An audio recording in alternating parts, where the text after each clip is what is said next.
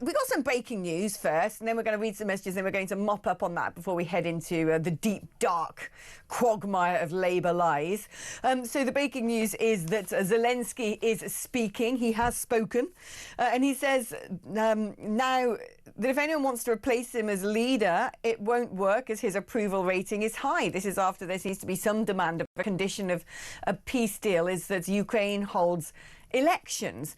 Again, it worries me a bit, the sort of, banging at the legitimacy of Ukraine is sort of playing into the Kremlin's lines. The Ukrainian leader goes on to cite a survey, which he says suggests 58% of Ukrainian people have confidence in him as leader. He also says Ukraine is seeing a lot of disinformation from Russia. With all due respect to President Donald Trump, he says, as a leader, he is living in this disinformation space. His comments come after Trump claimed Zelensky, who won a 5-year term in 2019, was down at 4% approval rating. It does seem to me to be, I hate to say it, but it does seem to me that sort of Trump's gone full Tucker Carlson and is sort of very much now, I don't know, beguiled by the Kremlin's lines. There's certainly a tendency within the sort of the MAGA wing of the Republican Party to buy into a lot of that stuff. And the thing is, it's easy to sort of stray down that road even as you're trying to be fair about the situation. Now, we have to be very clear. People often are not fair about what's been going on in Ukraine with regards to, for instance, the influence of the Europeans and the Americans in trying to influence Ukrainian public opinion, Ukrainian policy and the direction of travel of that country. It's not sort of pro-Putin to say that that's been going on. It's also not pro-Putin to point out that there is a lot of very nasty nationalistic tendencies in the Donbass and that a lot of ethnic Russians were not treated particularly well. In most cases would probably be considered crimes against humanity. That said, you can say all that and still say that Ukraine has a right to its territorial independence and that it was wicked of Western countries, having done all this, to not fully back them militarily when the war broke out. And this is the thing, I think, as per usual in the world of Western media, everything is simplified down to good people versus bad people. And in this, Ukraine is 100% good. In fact, Ukraine has been essentially beatified as a country. It is sacrosanct. You can't criticise Ukraine, especially not little old Zelensky in his nice jumpers. Now, I think Zelensky's done a pretty good job and been a good leader during this period. But, there's a lot of truths that can be told about Ukraine without being, well, this is Kremlin speak. Yeah, but I think it's quite clear that this is a very Americanized thing, isn't it, to say, well, there must be free and fair elections everywhere, absolutely everywhere. That's kind of it doesn't matter wherever it is, Damascus or North Korea, that's what they seem to want all the time.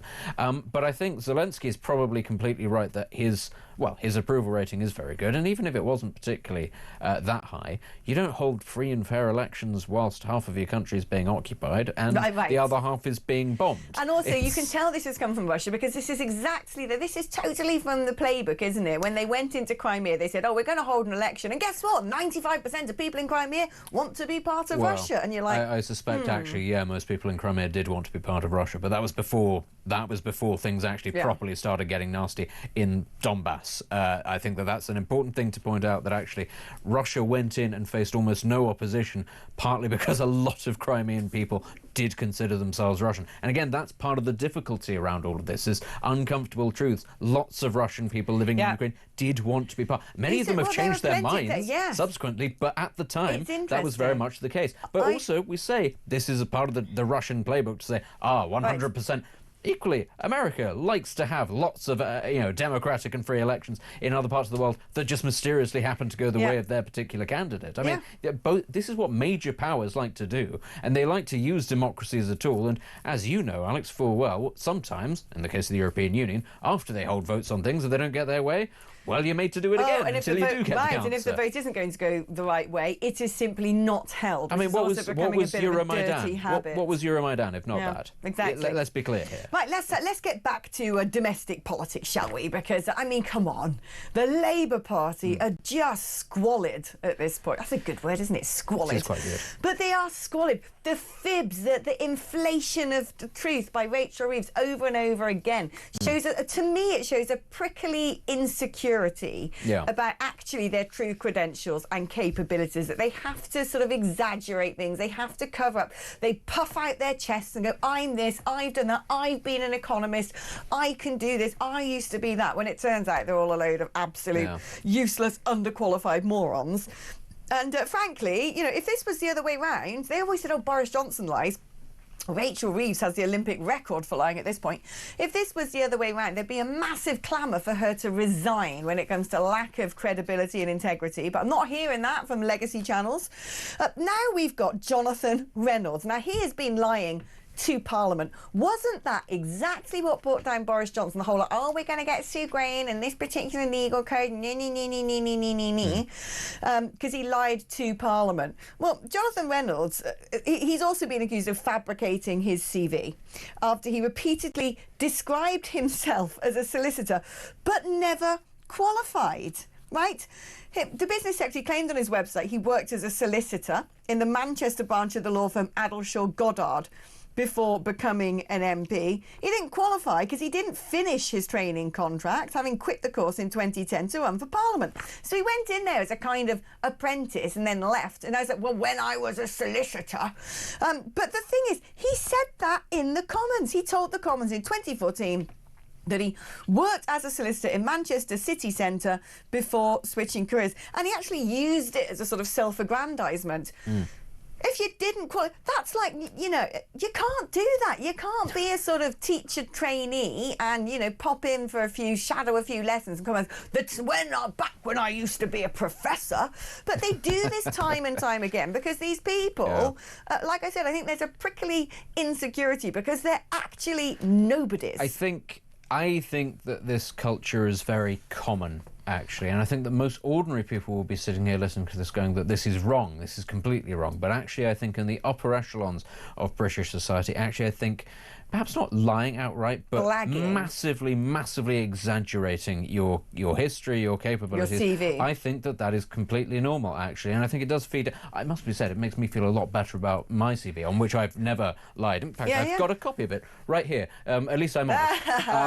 Funny, but it's one of those things where, you know, credentialism has crept in to all parts of the upper echelons of life, and you're also seeing it sort of further down, because of course everybody, 50% now, has to have a university degree. So how can you possibly stand out if everybody's got a university degree and all the private school kids, they all got Duke of Edinburgh's awards and all that sort of thing, and they all speak the same languages? Well, you need to find other things to actually set yourself apart, and if you don't have these things, it doesn't actually matter how talented you are, it doesn't matter how good you'd be for a job. If you don't have 43 different things, your CV is never getting past HR, because that's a human gatekeeper just to go, well, it doesn't quite tick that many boxes and that's me done for the day, I need to clock off. But if you don't do that, you haven't got a prayer. So I'm not surprised, actually, that lots of people, I wouldn't say lie outright, but certainly like to embellish their experience and massively, you know, they might miss off the word prospective solicitor and just rub that on, and then it says solicitor. Fantastic. But this guy didn't just sort of, you know... This is a particularly egregious case. He didn't just sort of say, you know, back when I worked in a solicitor's office, he goes to town on it. He riffs on it. He makes the most of it. He goes on to say, and this is what I find is like absolutely balmy,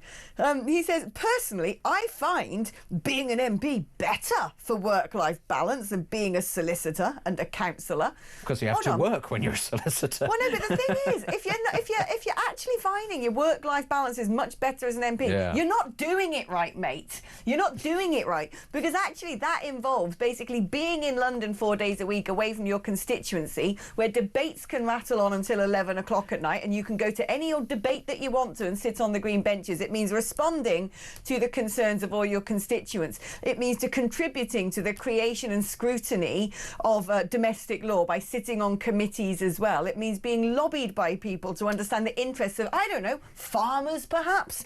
And then it means going back to your constituency to meet face to face with the constituents, to get around the constituency, to be visible, to be cutting ribbons and attending fetes, whatever it may be. And a lot of MPs actually think that they're not paid enough because actually the work-life balance is horrific. So, you know, this whole idea is that, well, work-life balance is better as an MP than being a solicitor, suggests to me he's just sitting in strangers' bar, necking pints and telling everybody that he used to be the next big thing in law. Yeah, being a solicitor is these days not in fact a very good job. People are massively overworked and they are underpaid. So I would agree with him, actually, that you probably do have a better work-life balance if you're an MP, if nothing else because you're likely to be paid at least twice the amount that you are a solicitor. We don't have enough solicitors in this country, funnily enough. You know, the cuts under the coalition government to the justice system have hollowed that part of the profession out. This is a very serious thing, and same with barristers. We don't actually have enough very skilled barristers working in this country, and that's when you then see things like rape cases being 2-3 years after the fact. That's actually the knock-on effect. I know people like to go, oh, well, we don't want to pay fat cat lawyers very much money. The knock-on effect of that, though, is that you don't get justice when you're attacked. But when it comes to the issue of MPs, it is a difficult one because being an MP is very much what you decide to make of it. Lots of people just do it, I think, because it's a sort of a status thing. It's celebrity for ugly people. Yeah. That's what it is. That's politics. That is what has happened now. Back in the day, you'd have someone from the shop floor, you know. Not for you, though, Alex. You weren't elected to the House of Commons. Oh, no. No, I went to the Pretty Parliament. You went to the slightly more La Maison Grande. That's where you were. Yeah, packed full of hotties over there. But this is the thing, right? A lot of people are entering politics because they just want to be an MP. They don't actually have any ideology. They don't want to sacrifice anything. They just want to be elected because they think it makes them the big I am at dinner parties. They have never actually put anything on the line for anything they believe in ever, right? Yeah. And this is where actually, by and large, when it comes to certain parties, and they tend to be the smaller parties, there are people sacrificing day in, day out, and especially if it's a particular, you know, I can't sort of sit and promote a party, but I know lots of people over the course of time when it comes to, you know, everyone knows I used to be head of media for UKIP and I was a Brexit Party MEP. Now, when people join those parties, and I'm not talking about necessarily the people who then get elected, but we're talking about campaigners, canvassers, regional organisers. They are sacrificing so much because previously they'd be ostracised from friendship groups. They might lose contracts if they've got, you know, self-employed with various clients because you get associated with something that's deemed beyond the pale. These people are standing up for what they believe in a you know, landscape where at one point confessing to be a Brexiteer was basically asking for yourself to be sent off to, you know, Coventry for the rest of your life. I thought you were going to say Europe. Put in an oubliette to disappear. What's wrong with Coventry? And so this is what but when it comes to the legacy parties, there are a load of people in there who just swan about, who actually don't have a clue about politics. They believe in nothing. They got no conviction. They've got no shred of integrity. They've got absolutely zero courage. They're clogging up those green benches when there are people out there with real world experience and a belief system who truly want to do it for the duty and the honour and the service. You're talking about the Conservative Party, right? I'm talking about most of them. Fortunately, there aren't as many of them as there used to be. But this was one of the great sort of things that really caused outrage at in the run-up to the last general election, when you had so many Tory MPs saying that they were going to step down, or saying things like maybe we deserve to lose because we need a period in opposition. And then you've got all of those campaigners and canvassers who do the hard, legwork, sat there going, I'm sorry, what is it that I'm signing up for exactly? Why am I bothering to do this if your attitude is, well, I'm just a Tory MP and things will be fine for me and I'll get back in a few years if I lose my seat and I'll go work as a consultant in the meantime. A lot of the Conservative Party MPs, if they really had conviction and integrity, would have quit the Tory Party a long time ago and said to Nigel Farage, do you know what, I'm singing off the same hymn sheet as you. They stayed in the Conservative Party because they thought it would make their seats safe. They thought their own prospects would be better by sticking with the Tories, and they were too weak-willed to actually sacrifice anything or take a risk. I'm sorry, that is just true. That's true, although the odds are you're better off if you're a Tory MP. Even now, your odds are but that's what I mean. But actually, if more of them had said, this party doesn't represent my views and that one does, exactly. I mean, it would have moved the political needle sooner. If there'd been a sort of an exodus of not even that many, 5, 10 MPs had just gone, actually, yes, this I'm going to stand up for what I believe in. Then I think actually, certainly reform. And what my constituents believe in. But this is a very important thing, actually, I just have to say, that reform needs to avoid. And that is the curse of just taking in former Tory MPs now. Yeah, because all of a sudden, and you see a few of them sort of cozying up and thinking, and you must say, the voters are not stupid. They will see that, and they will punish reform if they are seen to be the lifeboat for Tories who should have jumped earlier. Exactly. I couldn't agree more.